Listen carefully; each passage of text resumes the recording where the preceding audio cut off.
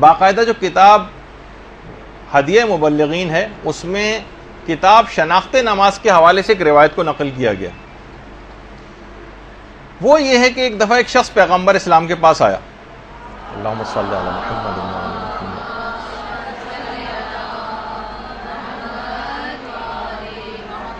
کہنے لگا یا رسول اللہ میں بہت مالدار شخص تھا، اب میں بالکل فقیر ہو گیا ہوں.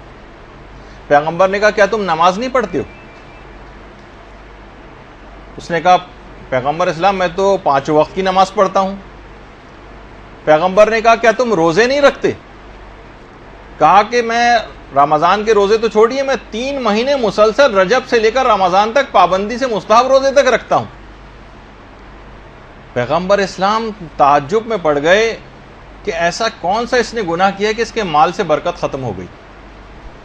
اس وقت جبریل امین نازل ہوئے اور کہا کہ یا رسول اللہ خدا درود و سلام آپ کے اوپر بھیجتا ہے. اللہم صلی علی محمد و علی محمد.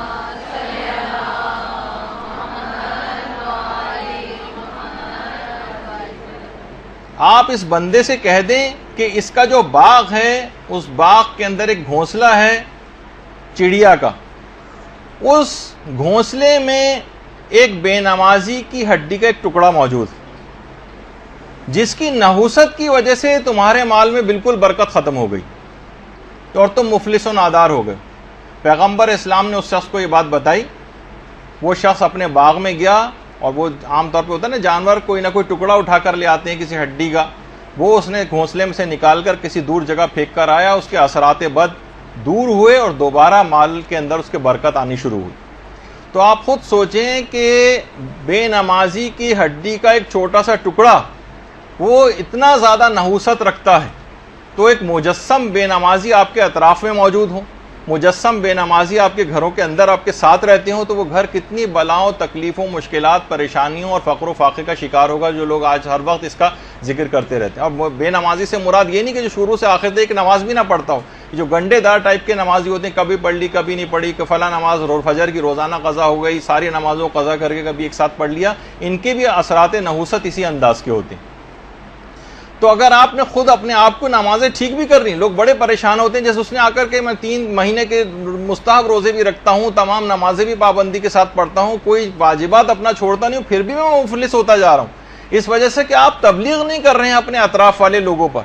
وہ اگر ویسے ہی خراب رہے اور آپ ذاتی طور پر اپنے عمل کو اچھا کرتے چلے گئے تو لا محالہ ان کے اثرات آپ تک پہنچیں گے اور یہی بے برکتی اور نقصان کا سبب آپ بنیں گے. جیسے کوئی بہت بدبودار چیز کمرے، آپ لاکھ خوشبو لگا کے بیٹھے رہیں اور کوئی سڑی ہوئی مچھلی کمرے میں لا کے رکھ دیں تو اس کے اثرات تک پہنچیں گے. آپ فقط اپنے لباس پر خوشبو سے اس گندے اور برے اور بدبودار چیز کے اثرات کو دور نہیں کر سکتے.